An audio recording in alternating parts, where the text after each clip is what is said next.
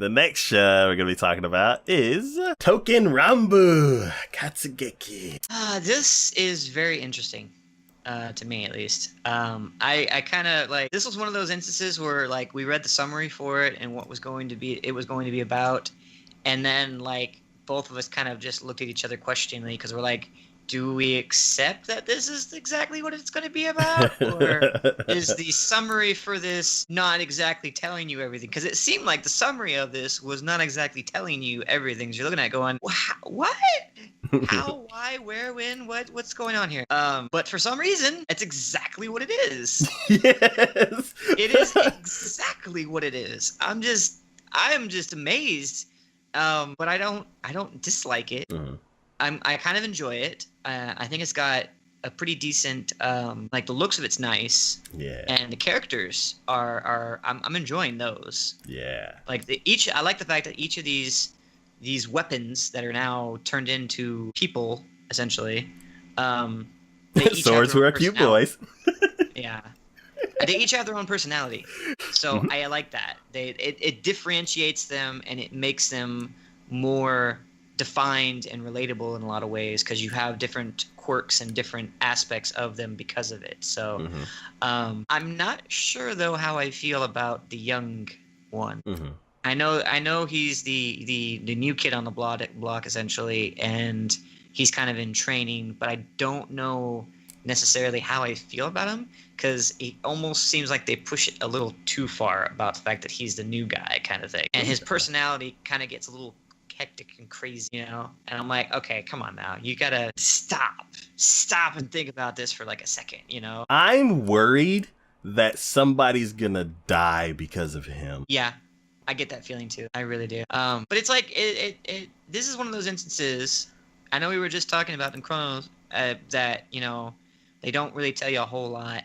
But like, this is one of those instances where they explain, I think, just enough. They explain just enough to get you involved. And then while we're trying to stop these extremists from changing the past in order to fit their future, they kind of go back into details about kind of what's going on, you know? So those little instances like that, I guess I'm more agreeable to, because I think it's just enough. They have just barely done it, but it's just enough. And I don't know, I guess it's stereotypical anime, but like their commander, like I'm like, oh, wow, come on, really? You're gonna have like he looks like he's in his mid-20s, if anything, if not younger. Be the commander and supreme chief who can summon these weapons into people and whatnot. I'm just like, all right, whatever.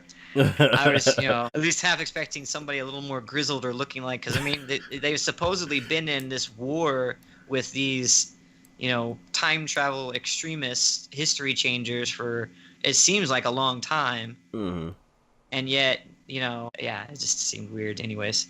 But yeah, no, I'm intrigued, and it almost seems like I haven't like looked up the information, but I'm almost curious as like the information that you get, like how much of this did they actually base in fact? You know what I mean?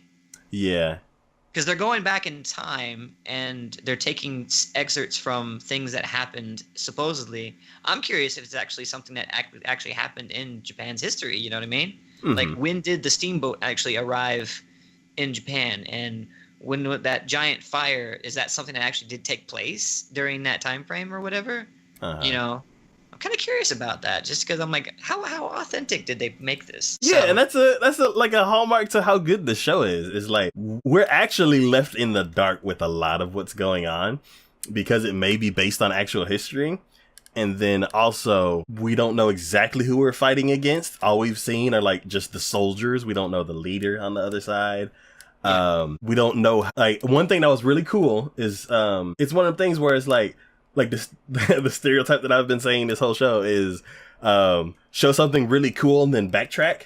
Well, basically, they introduced all the characters because something bad was like they needed help. But then the very next episode could just be those same two dudes again. And we had enough excitement to get hooked in to where we're like, dude, I can't wait to see that dude again. But I won't be upset if I don't see them for like another couple episodes, because the two guys that we're with are interesting enough to where we don't have to see something even more interesting to go after that. One thing I really like about the show is that it's UFO so like the animation style is gorgeous. They animate on a higher frame rate, so everything's a lot smoother than other shows. And then I do like the style that they're using for this, because it looks like a lot of their other shows, but it's slightly different. It's kind of flat, and like it kind of reminds me of what was that show, like Samurai Jack, where it's like a lot of black and a lot of darkness. There's some reds in there. Yeah. And it's cool because like we're on, like, he basically explained that they get transported to parts in time where something, like, basically the bad guys are going to change history, and then they fight against the bad guys to make sure history stays the way it's supposed to be. One thing that would be really cool is, like, it probably won't happen because the bad guys look so evil, but what if it's like the good guys are the bad guys, and like they've already changed history, and now the bad guys are coming to try to fix it, but then the people were following stopped it, and it ends up staying bad. Because I don't know, that would be really cool, because the leader on this side looks so young and innocent. That would be like something really, really cool, but I don't think that's gonna happen. It would be cool, but I don't think it will happen. Yeah, the show is good, excellent enough without that to happen, but that would like hurt. I would be like, no, this whole time. But I am definitely keeping up with the show. The animation, like the fights are amazing. Like the enemies look crazy. The heroes in the show are not, like, they can be hurt. So I like how they're vulnerable, and like I'm scared that like that main guy, like the main strong guy that's training the young guy, I feel like he's gonna die. I hope not, or he's gonna get like seriously hurt, and then the young guy's gonna like finally like step up.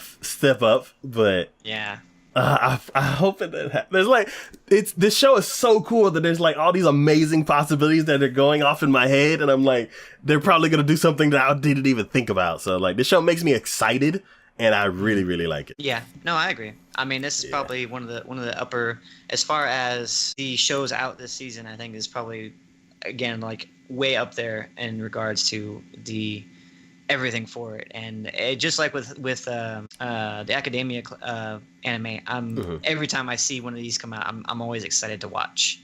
Yeah. So, So good stuff. Definitely check this out. If you're a UFO Table fan, you will absolutely love this. And if you're not, you will probably become a UFO Table fan. Let's see. Join the dark side.